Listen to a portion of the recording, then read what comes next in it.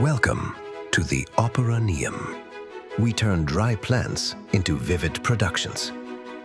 Join us in the pursuit of the perfect score for your success. For here, one truth holds above all. Management is a performance.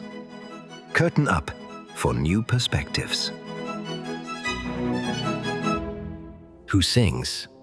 Who stays silent? Who pulls the strings? Stakeholder management. Leporello has the most famous list in all of opera. Madamina, il catalogo è questo. And then he reels it off. 640 in Italy, 231 in Germany, and in Spain, where the whole affair takes place, already 1,003. What Don Giovanni's servant is rattling through is, at heart, a stakeholder register, except that his master takes no real interest in a single one of the women on it. We all know how that ends. The floor opens, and hell swallows him whole.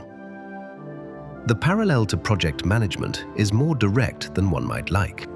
Stakeholder management sounds like a matrix and a traffic light system, like slides full of circles in different sizes. And yes, there are people who say the word stakeholder and mean a spreadsheet.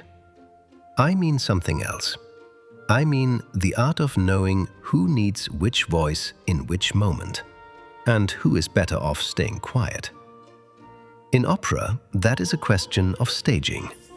In projects, it is a question of survival. What the cast list leaves out. Every production has a cast list. Soprano, tenor, baritone, chorus, orchestra, conductor. In projects, it reads differently. Sponsor, project team, business units, IT, procurement, and that one colleague from legal who turns up at every approval like the stone commendatore in the final act. But the cast list only shows the stage. Behind the scenes, there are set builders, lighting designers, makeup artists, prop masters, and the stage manager who makes sure everything is in the right place at the right time. In projects, those are the stakeholders nobody has on the radar. The Works Council, the Data Protection Officer, the colleague in controlling who has to release the budget before anyone touches a single user story.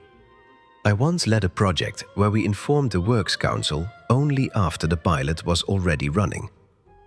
The reaction was, diplomatically put, reserved. Undiplomatically put, they froze the project for 6 weeks, and they were right to. In opera, you would say we had called the dress rehearsal without telling the orchestra.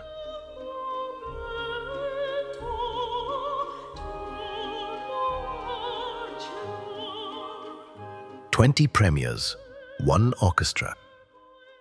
A single production is demanding enough, but an opera house doesn't play one performance.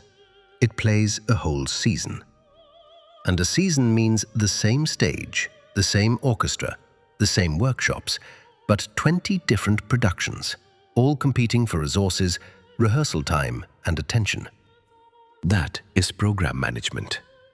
And in a program, stakeholder management becomes diplomacy. The soprano singing the lead in Traviata may also be on stage in Rosenkavalier, just not on the same night. The chorus master schedules rehearsals for the Magic Flute and for Aida. And when the dates collide, it isn't the better opera that wins, but the one with the earlier opening night.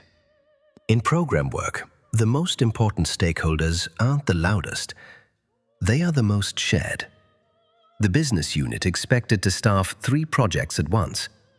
The architect, whose platform decision shapes 4 projects. The steering committee that prioritizes one project on Monday and another on Thursday, and then wanders on Friday why nothing is finished. Run a program without orchestrating those dependencies, and you are conducting with the score closed. A standing ovation out of politeness. Now it gets political. The management of an opera house doesn't decide individual scenes. It decides whether Mozart is performed at all. or whether the money would be better spent on a contemporary premiere. It negotiates with the city that subsidizes the house, with patrons who donate but expect influence in return, with critics who make and break careers, and with an audience that is traditional but doesn't want to be served something stale. That is portfolio management. And the stakeholders at this level are different from the ones in a project. It is no longer about requirements and acceptance criteria. It is about direction, about where to invest, about which projects belong in the portfolio at all, and which to cancel, even though they have their fans inside the house. The director who keeps every production because someone is attached to it ruins the house. Not overnight, but surely. I remember a portfolio review with 18 projects on the table, and for each one, a sponsor in the room. Not a single one could be cut, because every sponsor had declared theirs strategic. In rooms like that, the word strategic is the equivalent of the standing ovation an audience gives out of politeness.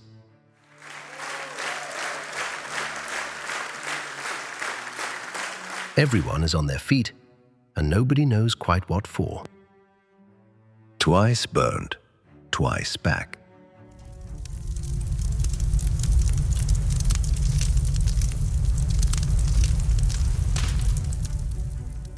The Semperoper in Dresden was destroyed twice and rebuilt twice. By fire in 1869, by bombs in 1945.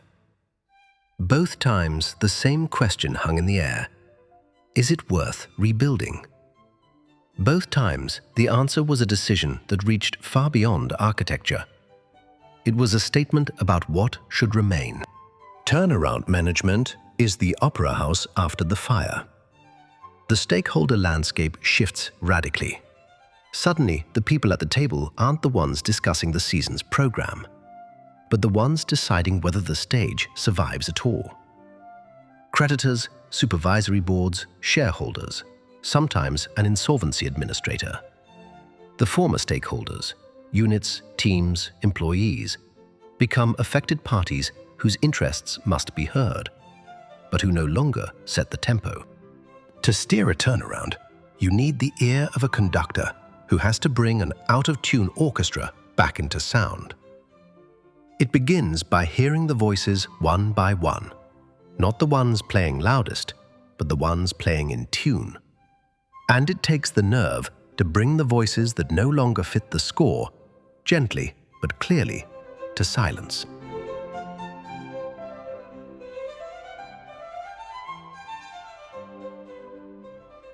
Who owns the silence? Stakeholder management is never finished. The way an opera season never ends, but folds into the next. The ensemble changes. New voices arrive. Old ones leave the house. What remains is a skill you don't learn from matrices, but from experience. Listen before you stage. Understand which rules someone needs, not the one you would like to assign them. And accept that the stakeholder you fail to hear today may set the final chord tomorrow. There is a moment in opera, after the last note, when the conductor still holds the baton aloft and the whole hall holds its breath. That moment doesn't belong to the conductor. It belongs to the ensemble and to the people in the seats.